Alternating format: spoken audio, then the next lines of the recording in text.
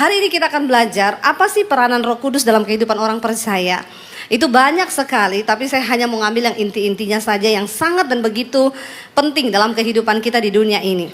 Mari kita lihat bersama saudara, Yohanes pasal yang ke-16 ayat yang ke-8 dulu. Injil Yohanes pasal yang ke-16 ayat yang ke-8, firman Tuhan berkata demikian di sana. Kalau saudara kita baca bersama 1, 2, 3. Dan kalau ia datang, ia akan menginsyafkan dunia akan dosa, kebenaran, dan penghakiman. Apa fungsi Roh Kudus yang pertama di dalam dunia ini ketika dia datang dan dia memenuhi hidup kita? Dikatakan di sana, dan kalau ia datang, Roh Kudus itu datang, kata Tuhan Yesus. Yang pertama, dia akan menginsyafkan dunia akan dosa, kebenaran, dan penghakiman. Saudara, ya, setiap hari ini kita diperhadapkan dengan yang namanya dosa. Bahkan setiap hari, ya, kita punya kemungkinan untuk berbuat dosa. Siapa yang tiap hari buat dosa? Angkat tangan. Ya, yang lain tidak ya?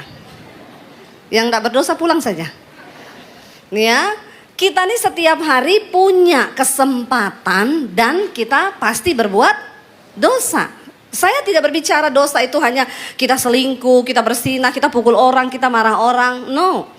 Karena kita mau atau tidak di hidup ini, waktu kita bangun pagi saja, ya, kemarin ada orang bersaksi sama saya, Bu, saya itu sama anak saya galak, saya marah-marah sama anak saya.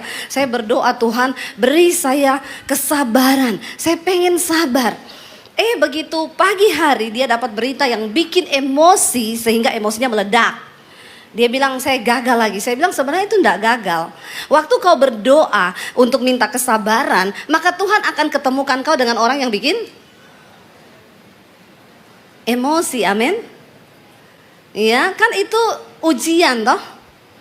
Saya bilang sebenarnya itu bukan kamu dicobai sama iblis, itu ya Tuhan izinkan karena kamu berdoa pengen sabar. Ya, kesabaran itu terbukti ketika kita ini berjumpa dengan orang yang bikin kita emosi. Kalau ketemu orang yang manis-manis semua kan kita enggak mungkin marah dong, bener nggak? Ya, tapi kan dalam hidup ini kita nggak bisa menentukan, oh hari ini aku pasti sukacita terus. Lalu kita pegang remote control istri kita remote ting, bikin aku seneng terus. Terus istri kita bangun pagi, halo Pak, apa kabar? Makan apa? Minum apa? Ya, kadang-kadang baru bangun aja bapak-bapak lihat istri sudah bisa. Kok curhat ya? Bapak-bapak bangun pagi, kadang-kadang lihat istri emosi nggak? Tolong yang saya tanya ini bapak-bapak bukan ibu-ibu. Ya. Kadang kita ini sudah pengen menjaga anak kita, tiba-tiba bikin kita emosi. Roh Kudus itu diberikan untuk dikatakan dia itu akan menginsyafkan kita akan dosa. Dulu saya begitu, saya berdoa Tuhan saya ini orangnya pemarah. Saya berdoa Tuhan bikin saya ini jadi sabar dalam nama Yesus. Saya bangun pagi, adik saya bikin saya marah. Ya, karena saya belum menyadari, hari itu saya keceplosan. Saya marah, saya maki-maki dia. Ya, tapi setelah itu Roh Kudus bilang, kamu tadi berdoa minta apa? Minta sabar kan? Ini ujian. Tapi kenapa kamu enggak lulus? Ya udah besok lagi. Ya, besok saya sudah mulai mengenal ini. Oh, kalau saya berdoa minta sabar, pasti yang datang orang yang bikin saya enggak sabar. Roh Kudus itu mengajarkan saudara. Jadi besoknya ketika saya berdoa minta sabar, ada saya bikin emosi, Roh Kudus bilang, jangan emosi, tahan. Harap tenang, ada ujian. Amin. Loh, kenapa kita dulu kalau ujian di papan tulis itu besar tulisannya harap tenang, ada ujian. Karena Alkitab berkata di dalam tinggal tenang itu terletak kekuatan kita. Ya, itu Alkitabiah saudara. Makanya bapak-bapak, ibu-ibu kalau lagi dalam pencobaan, enggak usah curhat kanan kiri, tulis saja besar-besar di dada begini, harap tenang, ada ujian. Supaya orang enggak usah banyak bertanya, ya. Roh Kudus itu akan menginsyafkan kita dari hal-hal yang dosa kecil, apalagi kalau kita melakukan dosa yang besar. Ya, orang bersinah, selingkuh, kepahitan itu apalagi kalau punya Roh Kudus, enggak mungkin orang itu betah selingkuh, enggak mungkin.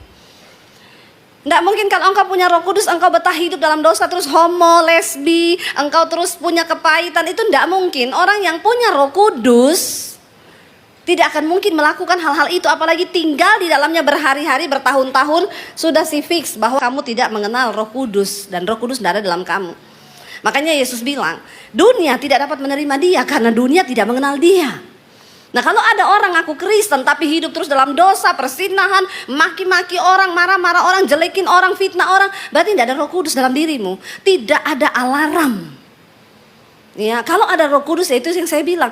Saya marah sama suami aja, ya 10 menit itu nggak tahan. Roh Kudus gini di hati, ting ting ting ting ting, alarm bunyi. Nggak beres loh hatimu. Kenapa kamu marah sama suamimu? Cepet peluk suamimu, berdamai. Ya, kadang-kadang saya jengkel, kenapa sih? Ya kan dia yang salah. Cepat berdamai, nit, nyala terus saudara. Ya, sampai akhirnya saya melangkah, saya peluk suami saya, sayang, sorry ya, nggak usah marah-marahan lah kita, senyum-senyum aja ya. Dia bilang, dari tadi kek. Ya, baru itu tenang, alarm itu nggak bunyi saudara. Nah sebagai orang Kristen, apakah saudara mengalami hal itu? Kalau saudara belum mengalami, bertanya lagi saudara. Sayang kalau kita hidup di dunia ini tapi kita nggak mengalami jamahan Roh Kudus. Baca bersama Roma pasal 8 ayat yang kelima mulai. Roma pasal yang ke-8 ayat yang kelima, firman Tuhan berkata di sana, sebab apa? Mereka yang hidup menurut daging memikirkan hal-hal yang dari daging. Mereka yang hidup menurut Roh, huruf besar Roh Kudus, memikirkan hal-hal yang dari Roh. Karena keinginan daging adalah maut, tetapi keinginan Roh adalah hidup dan damai sejahtera. Sebab keinginan daging adalah perseteruan terhadap Allah karena ia tidak takluk kepada hukum Allah. Hal ini memang tidak mungkin baginya. Mereka yang hidup dalam daging tidak mungkin berkenan kepada Allah. Tetapi kamu tidak hidup dalam daging, melainkan dalam roh. Jika memang roh Allah diam di dalam kamu, tetapi jika orang tidak memiliki roh Kristus, ia bukan milik. Ini tolak ukurnya saudara. Kita ngaku Kristen, tapi apakah kita milik Tuhan, Yesus atau bukan? Karena banyak orang beragama Kristen, tapi sesungguhnya dia bukan milik Kristus. Ngeri loh, ini sebuah kebenaran yang harus saya sampaikan. Supaya ketika Tuhan Yesus datang kali yang kedua, jangan ada satupun yang tertinggal. Siapa yang akan diselamatkan? Yang ada tok materai bahwa kita adalah milik Kristus. Nah ayat ini berkata, siapa orang yang akan menjadi milik Kristus? Dia hidupnya tidak dipimpin oleh daging, tetapi dipimpin oleh roh. Makanya mulai belajar dengar-dengaran sama Roh Kudus kalau dia bicara. Ya, engkau mau berantem sama istri, ada suara yang ngomong, jangan berantem, ya jangan. Karena dengan jelas ayat ini berkata, orang yang hidup menurut daging, yang dia pikirkan itu hanya hal-hal yang dari daging.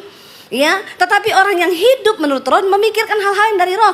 Karena keinginan daging itu maut, tapi keinginan roh adalah hidup dan damai sejahtera. Bertanya orang hidup dipimpin Roh Kudus atau tidak, ya, yang pertama ciri yang paling utama adalah adakah damai sejahtera dalam hidupmu? Karena Roh Kudus itu membawa damai sejahtera dalam hidup kita. Kalau tiap hari hidupmu kacau, penuh pertengkaran, penuh dengan konflik, hidupmu penuh ketakutan, kekhawatiran, coba bertanya, jangan-jangan tidak ada Roh Kudus dalam dirimu. Karena kalau orang itu punya Roh Kudus saudara, dia hidup dan memiliki damai sejahtera. Saudara mau pelayanan di gereja, mau hebat khotbah, mau hebat mimpin pujian, mau pakai asyir baju jas tiap hari Minggu, kalau di hidupmu dalam rumah tanggamu tidak ada damai sejahtera, ya copot dulu semua itu jas, copot dulu ini semua di depan ini, percuma. Kita nggak memiliki roh Kristus, kita bukan milik Kristus. Dikatakan di sana, sebab keinginan daging itu, ya, adalah perseteruan dengan Allah. Apa itu perseteruan? Ya, permusuhan. Orang kalau hidupnya dipimpin daging, maka posisinya dengan Tuhan dia adalah bermusuhan. Ngeri loh saudara, kita pikir kita ke gereja, tapi ternyata karena kita hidup dipimpin daging. Apa itu keinginan daging? Galatia pasal 5 berkata, sebab keinginan daging itu telah nyata, percabulan, kenajisan, hawa nafsu, nafsu jahat, iri hati, kebencian, dendam, amarah, pertikaian, dan rupa-rupa kejahatan ada di dalam daging kita. Barang siapa yang hidup menurut daging, dia pasti mati binasa dan tidak mendapat bagian dalam kerajaan Allah. Saya harus sampaikan ini supaya jemaat buka mata kita, jangan jadi orang Kristen yang biasa-biasa aja. Ayo kalahkan keinginan daging. Sebab daging adalah perseteruan terhadap Allah. Karena daging tidak mungkin takluk kepada firman Tuhan. Dan hal ini memang tidak mungkin baginya. Tetapi dikatakan saudara, tetapi ayat 9, kamu tidak hidup dalam daging, melainkan dalam roh. Jika roh Allah diam di dalam kamu, Tapi jika orang tidak memiliki roh Kristus, dia bukan milik Kristus. Jelas ayat ini berkata, ya jangan pegang ayat sekali selamat tetap selamat. Tidak punya roh Allah, tidak punya roh kudus, nggak punya roh Kristus, engkau bukan milik Kristus. Dan apa tanda orang itu sudah hidup dipimpin oleh roh kudus? Engkau bisa mengalahkan keinginan dagingmu. Ya, di rumah jangan emosi berlebihan. Sampai ada orang bunuh orang. Hari-hari ini kita lihat berita-berita orang bunuh orang, masukin koper, saudara. Ya, dibawa keluar. Hari-hari ini, saudara, setan bekerja begitu luar biasa. Suami bunuh istri. Aduh, rasanya berita tentang pembunuhan itu menjadi hal-hal yang biasa hari-hari ini. Ya, kemarin ada gamers yang juga terjun dari jembatan. Ya, siapa namanya? Fatcat, ya, itu bacanya apa sih? Fatcat apa Fatcat? Saya enggak tahu. Tapi lucu juga orang-orang ini. Setelah orang bunuh diri baru dirayakan, ya. Orang semua beli McD seharga 1,8 M, ditaruh di jembatan tempat dia lari bunuh diri, lompat ke bawah. Ya, McD diborong 1,8 miliar. Bunga-bunga diantar di jembatan, penuh orang, saudara. Saya mau bilang, kalau mau kasih McD sama orang yang hidup, jangan sama yang sudah mati, amin. Ya, orang udah mati bunuh diri. Dan di sini kita melihat, saudara, umur 24 tahun apa 21 tahun itu anak muda. Ya, gara-gara putus cinta. Duitnya sudah habis diberikan sama pacarnya 1,1 M. Tiap hari dia cuma makan sayur karena beri duitnya terus buat pacarnya yang minta duit. Terakhir dia tahu dia dikhianati, pacarnya nggak cinta sama dia. Dia mengakhiri hidupnya dengan lompat dari atas jembatan ke bawah. Perbuatan daging telah nyata, kebinasaan. Makanya saya mau bilang sama anak-anak muda, jangan percaya tuh cinta itu pret. Amin. Bilang kanan kirimu, cinta itu pret. Pret banget, jatuh cinta aja, menyerahkan segenap nyawa. Hidup ini serahkan buat Tuhan. Ya, makanya kalau cinta seseorang, gak usah terlalu cinta. Amin. Bilang cinta itu kok pretnya mantap sekali ya. Kayaknya mulai banyak yang agak-agak kehilangan kepercayaan sama cinta ya. Memang cinta itu pret, saudara. Yang benar itu kasih. Makanya kau kalau cari pacar, cari yang mengasihimu, bukan yang mencintaimu. Cinta itu kalau ada abang uang, abang disayang. Tidak ada uang, abang di? Kok tahu? Pengalaman pribadi ya. Ya, jangan, saudara. Ya, hanya cinta Tuhan bagi kita, hanya kasih itu, cinta kasih yang benar itu, yang mau berkorban. Ya, makanya muda-muda ini ya, kau baru pacaran kenal cowok udah minta duit langsung putus dalam nama Yesus. Itu berarti cowok matre. Ya, diuji lagi, saudara. Jangan sampai mencintai, terlalu mencintai. Akhirnya begitu merasa dihianati, bunuh diri. Kenapa kau nggak punya Tuhan dalam hidupmu? Ya. Tidak ada orang lain yang bertanggung jawab atas kebahagiaan hidupmu. Jangan taruh kebahagiaanmu kepada suamimu, kepada istrimu, kepada anakmu, kepada orang tuamu. Taruh kebahagiaanmu hanya kepada, karena orang tua bisa mengecewakan, anak bisa mengecewakan, suami bisa mengecewakan, istri bisa. Kita nggak bisa kendalikan kan semua orang yang ada di sekeliling kita. Kita pengen anak kita ngikuti hidup kita, pengen dia ngikuti semua yang kita ngomong. Tapi ada saatnya anak juga akan memberontak karena dia punya proses hidup sendiri. Iya, tapi kau jangan terlalu stres. Belajar melepaskan dan merelakan itu kepada Tuhan. Makanya kasihi Tuhan Allahmu dengan segenap hatimu, dengan segenap jiwamu, dengan segenap kekuatanmu, dengan segenap uangmu. Jangan kasihi orang lain itu, saudara, sampai kau melupakan Tuhan. Orang sampai terlalu mengasihi orang, sampai bunuh diri itu kan menyanyiakan kasih Tuhan kan, saudara. Ya, makanya saudara di sini kita belajar, ayo matikan keinginan daging. Ya, jatuh cinta itu anak-anak muda biasa aja, careless. Ya, enggak usah terlalu segenap roh, jiwa dan raga kau. Maka jaga kekudusan. Jangan kau beri hidupmu, tubuhmu kepada laki-laki yang lain yang belum pasti jadi suamimu. Banyak pernikahan terjadi di kalangan Kristen cuma karena sudah terlanjur melakukan hubungan seks. Pernikahan yang seperti ini berantakan pasti karena dimulai bukan dari roh tapi dari daging. Dan semua yang diawali dari daging pasti hancur.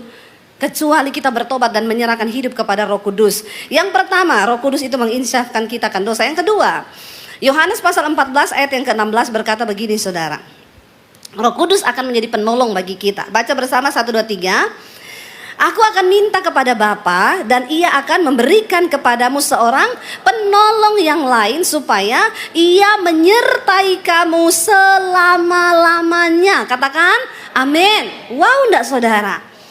Semua manusia yang hidup ini kita semua butuh penolong, ya. Tapi kalau kita berharap kepada suami terus, kita berharap kepada istri terus menjadi penolong, kita berharap kepada anak terus, kita berharap kepada orang tua terus, makanya banyak orang kepahitan dan kecewa karena ternyata tidak terjadi sesuai dengan ekspektasi. Ya, jangan taruh harapanmu kepada manusia. Ya, sehebat apapun kita mengandalkan suami kita, satu saat dia bisa kecewain kita. Amin, ibu-ibu. Ya, makanya jadi istri itu, jadi wanita tuh harus kuat. Ya, jangan apa-apa dikit ya kepahitan, apa-apa dikit kecewa. Makanya wanita itu harus gagah perkasa seperti saya ini loh. Ya. Setidaknya bisa ganti gas, angkat galon, dorong mobil, plus kesetrum ndak mati. Itu yang paling penting toh. Jadi saudara, kita belajar yuk, ada penolong yang Tuhan berikan bagi kita, yaitu Roh Kudus. Waktu engkau adalah masalah, tekanan, rasanya gak ada yang bisa menolong, masuk dalam kamar, berdoa, bilang Roh Kudus. Sesekali berdoa itu panggil Roh Kudus saudara. Karena Roh Kudus itu pribadi. Saya sering kali kalau lagi apa tiba-tiba diingetin di hati, Roh Kudus ingetin, saya sering kali diam ngomong, terima kasih Roh Kudus. Saya masih sering ngomong loh, terima kasih Roh Kudus. Ya, dan Roh Kudus itu senang kalau kita menghormati dia. Ya, sebagai pribadi, dia tuh penolong saudara. Apa yang engkau butuhkan? Kalau Tuhan berkata dia penolong, berarti dia bisa tolong gak dalam segala hal? Yes, jangan engkau mengabaikan. Yesus secara fisik sudah tidak ada di dunia. Tapi dia beri rohnya bagi setiap saudara dan saya. Dan itu adalah Roh Kudus. Kita ini bersyukur loh. Makanya kadang orang lain bilang, apa itu agama Kristen? Allahnya 3, Tritunggal, Bapa, Anak, Roh Kudus. Itu orang yang tidak mengerti. Kalau kita mengerti betapa wownya kita ini percaya sama Tuhan. Bapa itu adalah Allah Bapa. Kita tahu dalam perjanjian lama, tidak ada seorang pun yang mengerti rupa Tuhan itu seperti apa. Bahkan ketika Musa bertanya, siapakah engkau? Dia cuma menjawab apa? Aku adalah aku. Ya. Manusia gak bisa menjangkau Allah yang Maha Kudus, Maha Kuasa. Bahkan Tuhan berkali-kali menyatakan dirinya itu lewat angin, lewat api, tidak ada wujud. Tidak nyata wujud Allah itu. Ya. Kenapa Tuhan tidak menyatakan wujud ketika dia menampakkan diri kepada Musa? Cuma api, cuma angin. Ya. Karena Tuhan bilang nanti kalau dia menyatakan diri dalam rupa wujud, bangsa Israel nanti bikin patung lagi yang menyerupai wujud Allah. Lalu mereka sembah lagi itu patung. Karena memang manusia itu, semua manusia itu butuh figur. Manusia itu butuh figur, ya. Kita nggak bisa membayangkan sesuatu yang nggak ada di pikiran kan. Makanya ketika Musa naik ketemu Tuhan, dia turun, bangsa Israel sudah membuat patung lembu emas untuk disembah. Lalu Allah menyatakan diri, dia bilang, wah memang manusia itu membutuhkan juru selamat dan mereka harus punya figur. Lalu Alkitab berkata, Allah Bapa yang Maha Kuasa itu harus turun ke dalam dunia untuk memperdamaikan dirinya dengan manusia. Dia turun dalam rupa manusia. Di dalam Tuhan Yesus Kristus. Saya pernah ketemu satu orang bapak, saya naik Grab saudara. Saya ngobrol dengan bapak ini, dia bukan Kristen. Lalu kami terlibat dalam sebuah pembicaraan. Dia bilang, oh ibu Kristen, berarti ibu percaya Tuhan 3 dong. Ya sebentar pak, bapak ini tidak ngerti. Kalau tidak ngerti tidak usah ngomong pak, saya jelasin sama bapak. Makanya orang Kristen, engkau harus siap sedia memberikan pertanggungan jawab terhadap imanmu ketika ada orang yang bertanya. Jangan gini, oh saya tidak tahu, tak kasih nomornya Bu Debbie ya. Pret. Ya. Makanya Rasul Paulus bilang kalau ditinjau secara umur harusnya saudara-saudara ini sudah menjadi pengajar. Tapi asas-asas dari kekristenan aja banyak yang belum mengerti. Kenapa? Karena ditanya, Bapak baca Alkitab, bagaimana mungkin? Membaca saja aku sulit. Nggak pernah baca firman, nggak punya pengetahuan tentang Alkitab. Di luar sana banyak orang yang tidak mengerti dengan iman kita. Saudara, itu Alkitab bilang siap sedia memberikan pertanggungan jawab. Makanya belajar firman Tuhan. Saya bilang gini Pak, Bapak bilang Dia bilang, masa Tuhan jadi manusia? Saya bilang, Pak, menurut Bapak Tuhan itu maha kuasa nggak? Iya, maha kuasa. Menurut Bapak Tuhan bisa jadi apa aja nggak? Jadi angin, jadi api? Bisa, karena Tuhan maha kuasa. Nah pertanyaan saya sekarang, menurut Bapak Tuhan bisa nggak jadi manusia? Mulutnya tertutup. Karena dia tadi sudah bilang, masa Tuhan jadi manusia? Jadi saya umpan dulu dia. Ya, menurut Bapak Tuhan maha kuasa? Tuhan bisa jadi manusia? Diem. Loh Pak, tadi Bapak bilang Tuhan maha kuasa loh, bisa jadi apa aja. Tak tanya Pak, Tuhan bisa jadi semut nggak? Ya bisa lah. Lah kalau jadi manusia bisa enggak? Akhirnya dia bilang, ya bisa. Ya bisa. Bapak tahu kenapa Tuhan harus jadi manusia, Pak? Pak, kalau Bapak itu lihat ada semut ya. Semut itu mau masuk di lubang api, Pak. Bapak tegur semut itu ya. Semut, jangan lewat situ. Kamu nanti masuk di lubang api, semut. Dia ngerti nggak Bapak ngomong sama dia? Enggak. Berarti kalau Bapak mau ngomong sama semut, Bapak harus jadi apa? Sekarang Bapak mengerti kenapa Tuhan harus jadi manusia. Pak, Tuhan kirim nabi-nabi. Tuhan bicara lewat api. Tuhan bicara lewat bencana. Tuhan bicara lewat peristiwa Sodom dan Gomora. Tidak ada satupun manusia yang bertobat. Tuhan kirim nabi. Tuhan kirim hamba-hambanya bicara. Dibunuh semua nabi-nabinya, Pak. Lalu Tuhan berpikir, aku sendiri yang harus turun ke dunia dan menjadi serupa dengan manusia supaya dia bisa ngomong. Kalau Bapak ngomong sama semut, ya, ndak bisa semut ngerti kecuali Bapak jadi semut. Yesus datang ke dalam dunia, ia adalah Tuhan yang menjelma menjadi manusia yang pertama, Pak, untuk membayar kutuk dosa kita. Yang kedua, dia kasih tahu nih loh, jalan kebenaran itu adalah ini. Yesus mulai mengajar sebab hal kerajaan Allah itu seumpama orang yang menemukan sebuah ladang lalu dia pergi menjual segala miliknya untuk mendapatkan ladang itu karena dia tahu bahwa dalam ladang itu ada harta karun yang berharga. Yesus mulai mengajar di dunia, hai anak-anakku, kalau ada orang benci kamu, jangan kamu balas yang jahat dengan yang jahat, tapi kalahkan kejahatan itu dengan kebaikan, doakan musuhmu. Itu ajaran yang Yesus bawa. Dan apa yang Yesus katakan, dia bilang semua itu berasal dari Bapa. Lalu ketika Yesus mati untuk menebus dosa saudara dan saya, dia naik ke surga. Karena memang Yesus bukan dari dunia, Yesus dari surga. Dunia bukan tempatnya.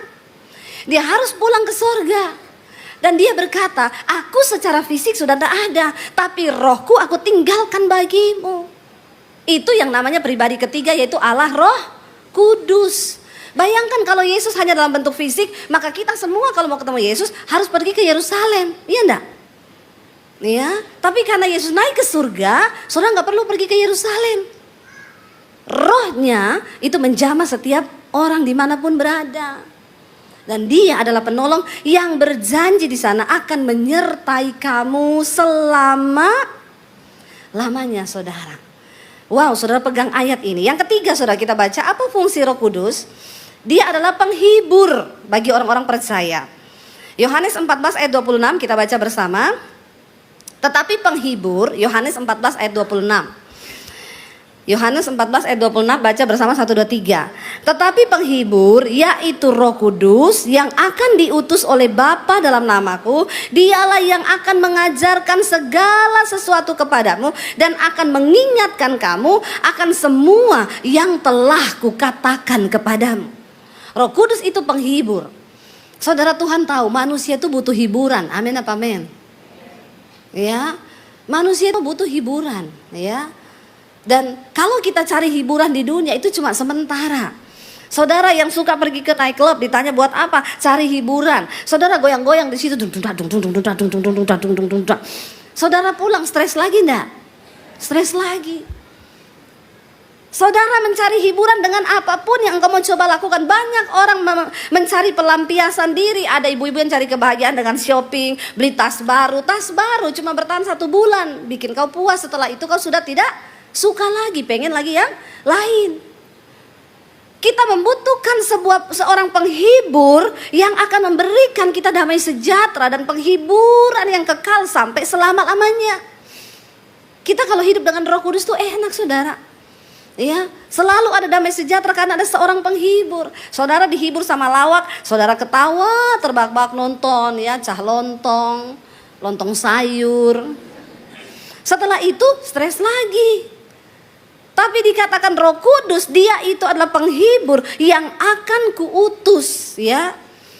Penghibur akan kuutus dari Bapa, dan dia akan datang, saudara, yaitu dia itu ya Roh penghibur yang apa? Dia akan mengajarkan segala sesuatu kepadamu dan akan mengingatkan kamu akan semua yang telah kukatakan. Roh Kudus itu mengingatkan kita akan firman Tuhan. Kalau saudara punya Roh Kudus, saudara baca Alkitab, ayat itu nancep di hati. Nanti ketika satu kali engkau dalam masalah, lalu ayat itu bersuara dalam hatimu. Siapa yang menyuarakan itu? Roh Kudus. Ya, lalu kita, oh iya ya Tuhan, terima kasih. Waktu kita mengalami, kenapa makanya saudara sering dengar orang kesaksian, waktu itu Bu saya sudah begini, tiba-tiba ada suara yang ngomong, karena aku udah ingetin toh mengucap syukur dalam segala perkara. Itu Roh Kudus, saudara. Dia itu penghibur, ya. Ibu-ibu, ketika engkau merasa suamiku ini kok berubah ya, sekarang dia lebih pentingkan pekerjaan, aku ini di rumah sendiri ditinggal gini. Ayo punya hubungan yang intim dengan Roh Kudus. Dia penghibur. Kita akan ada damai sejahtera, saudara. Dan penghiburan yang dari Roh Kudus itu penghiburan bukan yang dari dunia. Ada satu sukacita yang sampai pada kekekalan. Makanya orang yang hidup dekat dengan Roh Kudus, hidupnya pasti luar biasa. Walaupun ada masalah, walaupun difitnah, walaupun digini, dia tetap bisa bersuka cita karena ada Roh penghibur. Kita semua di dunia ini akan mengalami perkara-perkara yang akan membuat kita bersedih, ada air mata. Tapi kalau ada Roh Kudus, kita memang mengalami masalah, tapi Roh Kudus akan menghibur kita. Dan bukan cuma itu, dia akan mengingatkan setiap apa yang sudah Yesus katakan kepada kita. Kenapa ketika Yesus mati, Thomas akhirnya tidak percaya lagi kepada Yesus? Mereka lupa semua yang Yesus katakan. Kenapa ketika Yesus akhirnya ditangkap, Petrus kemudian menyangkal Yesus? Sebab waktu itu mereka belum ada Roh Kudus. Ya, mereka tidak ingat semua yang Yesus katakan. Ingat kisah dua orang murid yang waktu Yesus mati mereka pulang ke kampung mereka. Di tengah perjalanan mereka, Yesus menampakkan diri, tapi mereka tidak tahu kalau itu Yesus. Lalu Yesus tanya, kalian mau kemana? Mau pulang kampung. Kenapa kalian mau pulang kampung? Mereka bilang sama Yesus, hello, kayaknya cuma kamu satu-satunya orang di sini yang nggak tahu apa yang terjadi di Yerusalem. Kenapa? Itu loh Yesus.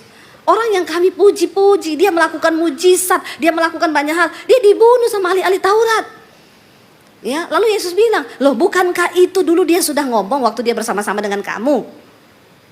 Tapi karena tidak ada Roh Kudus, murid lupa semua. Kalau kau tidak ada Roh Kudus, firman kau lupa. Biar saya khotbah sampai berbusa di sini 1,5 jam. Karena dalam hidup pun tidak ada Roh Kudus, kau pulang kau lupa itu firman. Sering kan begitu? Kita pulang ditanya sama anak, Pak tadi ayatnya khotbahnya apa ya Bu Debi? Tahu, lupa. Nah itu, tanda-tanda itu. Ya. Tapi kalau ada Roh Kudus dalam diri kita, dia mengingatkan firman yang kita dengar. Dia mengingatkan Alkitab yang kita baca. Makanya saudara, tiap hari bacalah firman Tuhan, supaya banyak perbendaharaan dalam hati kita, yang itu akan diingatkan Roh Kudus sesuai kebutuhanmu ketika engkau mengalami masalah. Kita ini sudah tidak ada Roh Kudus, tidak pernah baca firman. Ya, makanya hidup keok terus, hidup persoalan terus, tertekan terus, ruwet terus. Karena kita kurang mengandalkan Roh Kudus. Roh Kudus itu Roh Allah loh. Dia yang akan memerdekakan kita, saudara. Dia menuntun kita, bahkan dia mengajarkan banyak hal kepada kita. Lalu saudara, yang terakhir dikatakan di sana, ya, kita baca bersama bahwa Roh Kudus itu akan memberikan kita kuasa untuk menjadi saksi Kristus. Buka Kisah Para Rasul pasal yang pertama ayat yang ke-8, ya. Kisah Para Rasul yang pertama ayat yang ke-8. Firman Tuhan berkata di sana 1, 2, 3. Tetapi kamu akan menerima kuasa kalau Roh Kudus turun ke atas kamu, dan kamu akan menjadi saksiku di Yerusalem dan di seluruh Yudea dan Samaria dan sampai ke ujung bumi. Tidak main-main loh saudara.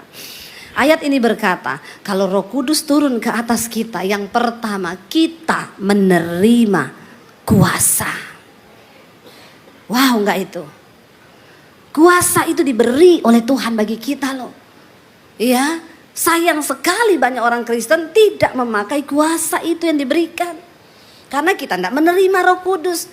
Engkau akan menerima kuasa. Ini Tuhan yang ngomong, bukan saya yang ngomong. Ini Yesus yang ngomong. Tapi engkau akan menerima kuasa kalau Roh Kudus turun ke atas kamu, dan kamu akan menjadi saksiku di Yerusalem. Pertama-tama dimulai dari Yerusalem, lalu sampai ke Yudea dan Samaria, dan sampai ke ujung bumi. Kenapa banyak orang Kristen takut bersaksi? Karena tidak ada Roh Kudus dalam dirimu. Orang kalau punya Roh Kudus, dia selalu rindu menceritakan tentang Tuhan. Coba kalau seluruh jemaat ini dipenuhi Roh Kudus, lalu engkau punya roh ya yang rindu untuk bersaksi, kau ketemu orang siapa aja kau pengen cerita tentang Tuhan. Ya, waktu kita duduk makan kita ngomong tentang Tuhan. Dimanapun kita cerita tentang Tuhan. Kepada anak-anakmu engkau akan bercerita tentang Tuhan, karena hidupmu dipenuhi Roh Kudus. Saya selalu kalau sama anak-anak di mobil, di rumah, di meja makan, saya selalu bilang, Dek, ingat ya, Tuhan itu hidup. Itu perkataan Roh Kudus, saudara. Setiap hari kau berkumpul dengan anakmu, apa yang kau ceritakan? Hello? Ya, ceritakan firman Tuhan. Roh Kudus memampukan kita untuk menjadi kesaksian. Saudara lihat, Petrus adalah seorang pecundang ketika dia belum dipenuhi Roh Kudus. Waktu Yesus ditangkap, Petrus bilang, aku tidak kenal dia. Yang benar, kamu sering loh jalan sama dia. Lu gak usah pura-pura, kita sering lihat. Enggak, sumpah demi Allah, aku tidak kenal. Lalu yang satu lagi bilang, kamu duduk makan sama dia sering. Ya Allah, benar, aku tidak kenal. Lalu ayam berkokok 3 kali. Saudara tahu, ketika akhirnya mereka menunggu pencurahan Roh Kudus, apa yang terjadi? Mereka berkumpul di loteng Yerusalem. Lalu Roh Kudus datang seperti hembusan angin, mereka dipenuhi oleh Roh Kudus. Kisah Rasul pasal 2 ayat 21 berkata begini, Petrus berdiri, saudara, ketika orang-orang itu bilang begini, ya, wah mereka ini sudah mabuk. Ya, mereka ini pasti orang-orang yang, coba mereka berkata-kata, ini apa yang mereka ngomong? Ya. Lalu Petrus dengan kuasa Roh Kudus, tadinya dia cucungut yang tidak berani. Dia takut jangan sampai orang Yahudi tangkap dia. Tapi waktu Roh Kudus penuh atas mereka, Petrus berdiri dan berkata begini, dan barang siapa yang berseru kepada nama Tuhan akan diselamatkan. Hai orang-orang Israel, dengarlah perkataan ini. Yang aku maksudkan ialah Yesus dari Nazaret, seorang yang telah ditentukan Allah dan yang dinyatakan kepadamu dengan kekuatan-kekuatan dan mujizat-mujizat dan tanda-tanda yang dilakukan oleh Allah dengan perantaraan dia di tengah-tengah kamu, seperti yang kamu tahu. Dia yang diserahkan Allah menurut maksud dan rencananya, dan telah kamu salibkan dan kamu bunuh di tangan bangsa-bangsa durhaka. Siapa yang ngomong ini? Petrus. Yang waktu itu ditanya, kamu makan tuh sama dia?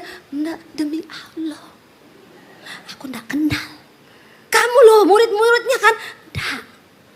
Wow, kenapa bisa tiba-tiba Petrus yang tadinya seorang yang takut melihat Yesus ditangkap, dia berdiri dan langsung berkata, Yesus, dia yang datang diutus oleh Allah, tapi yang kamu salibkan, yang kamu bunuh di tangan bangsa-bangsa durhaka. Orang kalau penuh Roh Kudus dia gak takut menyampaikan kebenaran, saudara. Amin. Gak takut, karena dia tahu bahwa roh yang besar ada di dalam hidupnya. Tuhan mencari orang-orang yang demikian. Kalau saudara hidup dengan dipenuhi Roh Kudus, engkau punya otoritas dan wibawa ilahi. Engkau menjadi kesaksian bagi keluargamu, karena engkau menyatakan kebenaran. Engkau gak perlu takut. Ya. Saya selalu berkata kalau orang bilang, Bu, saya itu begini, Bu, kan kakak saya itu begini, itu saya, kamu ngomong dong, kamu hidup enggak benar loh. Tapi saya enggak berani, kakak saya itu kumpul kebo. Ya kenapa kamu enggak tegur? Saya enggak berani, Bu, nanti dipikir kepo, nanti gini. Kalau kau punya Roh Kudus, kau enggak perlu takut. Ya, karena yang kau sampaikan itu kebenaran. Amin, saudara. Ya, saya ini dibilang orang, Ibu Dewi itu kalau khotbah ceplas-ceplos. Ya saya nggak ada urusan kok. Yang saya sampaikan firman Tuhan. Saudara terima puji Tuhan, nggak terima juga ya kebangetan. Iya toh? Ya, saya nggak pernah peduli. Mau orang kaya, mau orang miskin, mau siapapun saudara. Emang gue pikirin kebenaran adalah kebenaran, harus disampaikan. Tidak perlu ada yang ditutupi. Kalau Roh Kudus ada dalam diri, tiba-tiba loh Petrus berdiri, langsung dibilang kamu. Yang tadinya sembunyi, ketakutan, mereka bersembunyi di loteng ketika waktu Yesus ditangkap. Tapi tiba-tiba Roh Kudus penuh, dia berdiri dan dia tunjuk semua itu orang-orang di situ. Kamu orang-orang yang durhaka. Pasti teman-temannya gue jawabin, bullshit nih Petrus. Ya, Berani banget dia ngomong begitu. Kamu orang-orang durhaka. Tetapi Allah, dia berkata, membangkitkan dia dengan melepaskan dia dari sengsara maut. Karena tidak mungkin ia tetap berada dalam kuasa maut itu. Sebab Daud berkata tentang dia, aku senantiasa memandang kepada Tuhan. Karena ia berdiri di sebelah kananku, aku tidak goyah. Wih, Petrus yang tadinya gak bisa ngomong, yang tadinya ketakutan, tiba-tiba Roh Kristus, Roh Kudus menguasai dia. Ini perkataannya siapa, saudara? Ini bukan perkataannya Petrus loh. Ini perkataan Roh Kudus. Amin. Waktu Roh Kudus ada dalam hidupmu, saudara, cara berkatamu berbeda. Engkau gak takut, engkau ketemu orang yang hidup dalam dosa, tegur, saudara, tegur. Apalagi itu keluarga kita, kasih tahu. Nih ya, karena kita salah kalau kita gak kasih tahu. Kita kompromi kalau kita gak kasih tahu. Ya, mau siapapun dia. Saya ketemu keluarga saya, bolak-balik selingkuh, saya ngomong, kamu bertobat ya, jangan selingkuh terus loh. Kalau hidupmu mau diberkati, hormati Tuhan. Kalau tidak menghormati Tuhan, kutuk hidupmu. Terserah lu mau terima mau kagak, itu kebenaran. Amin. Biarlah hidup kita dipakai oleh Roh Kudus, saudara, menjadi kesaksian. Siapa Thomas? Thomas adalah orang yang berkata ketika Petrus bilang, bro, dia menyatakan diri kepada kami, Yesus hidup. Thomas bilang, alah lu gak usah berhalusinasi lah. Hello, gue lihat sendiri loh, dia mati di atas kayu salib. Kenapa kalian gak bisa terima sih kematiannya sampai kalian berharap-harap dia muncul? Selama Yesus tidak datang sendiri kepadaku dan menunjukkan lubang di lambungnya, dan selama aku tidak mencucukkan jari ke dalam lambungnya, aku tidak bakal percaya kalau Yesus itu hidup.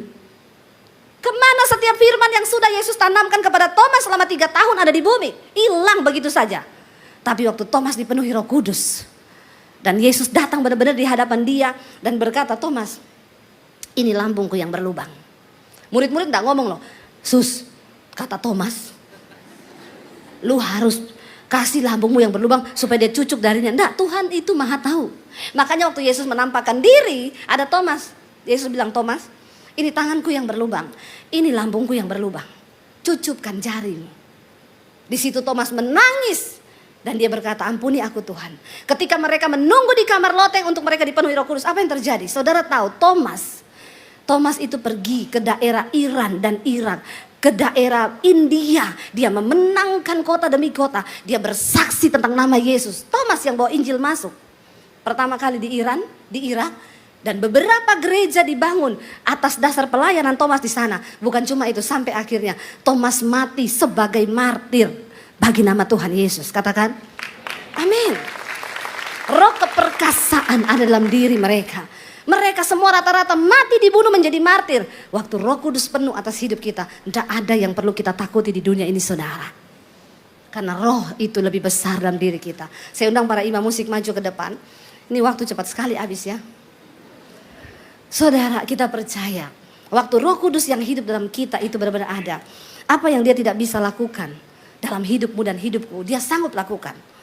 Ya, jangan pernah menyerah dengan keadaanmu hari ini. Apa syarat Roh Kudus penuh di hidup kita? Cuma satu, bilang, Roh Kudus, aku buka hati bagimu.